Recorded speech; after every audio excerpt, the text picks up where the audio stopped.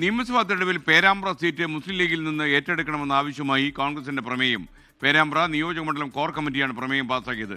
മണ്ഡലത്തിൽ ലീഗിനേക്കാൾ സ്വാധീനം കോൺഗ്രസിനാണെന്ന് യൂത്ത് കോൺഗ്രസിന്റെ നേതാക്കളും പറയുന്നു. നിഖിൽ പ്രമേഷ് വിവരങ്ങൾ അപ്ഡേറ്റ് ചെയ്യും. പറയൂ നിഖിൽ.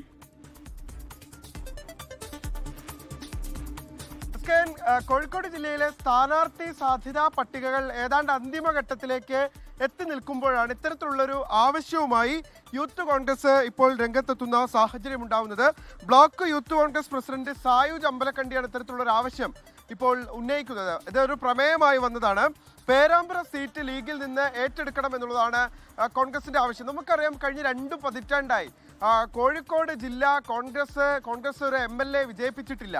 അപ്പോൾ സ്വാഭാവികമായിട്ടും ഇത്തവണ വലിയ മുന്നേറ്റം ഉണ്ടാകുമെന്ന് നേതൃത്വം തന്നെ കരുതുന്ന സാഹചര്യമുണ്ട്. 13-8 എന്നുള്ളതൊക്കെയാണ് DCCയുടെ വിലയിരുത്തൽ. 10 വരെ കിട്ടിയാൽ അത് വലിയൊരു ഭാഗ്യമായിരിക്കും, നേട്ടമായിരിക്കും എന്ന് അവർ കരുതുന്നു.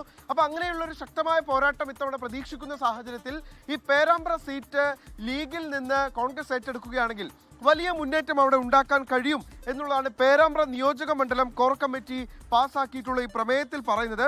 പേരാമ്പ്രയിൽ കോൺഗ്രസ് മത്സരിച്ചാലേ വിജയ സാധ്യതയുള്ളൂ എന്നും ഈ മണ്ഡലം കമ്മിറ്റി പറയുന്നു. അവിടെ മുസ്ലിം ലീഗിന് കാര്യമായിട്ടുള്ള വേരോട്ടമില്ല. അതുകൊണ്ട് തന്നെ ആ സീറ്റ് തിരിച്ചെടുക്കണം എന്നുള്ളൊരു ആവശ്യമാണ് ഇപ്പോൾ ഇവർ ഉന്നയിക്കുന്നത്. ഘടകകക്ഷികൾ മത്സരിക്കുന്നതിനാലാണ് UDF സ്ഥിരമായി ഇവിടെ പരാജയപ്പെടുന്നത് എന്നും ഈ പ്രമേയത്തിൽ പറയുന്നുണ്ട്.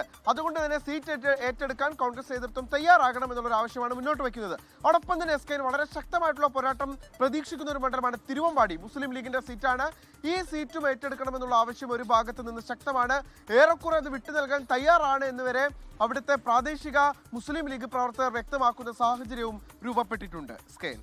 ലോകത്തെവിടെയായാലും ഏത് സമയത്തും 24 വാർത്തകളും ഓഗ്മെന്റഡ് റിയാലിറ്റി പാക്കേജുകളും എക്സ്പ്ലെയിനറുകളും വിശദമായി കാണാൻ ഞങ്ങളുടെ YouTube ചാനൽ നിങ്ങൾക്ക് സബ്സ്ക്രൈബ് ചെയ്യാം.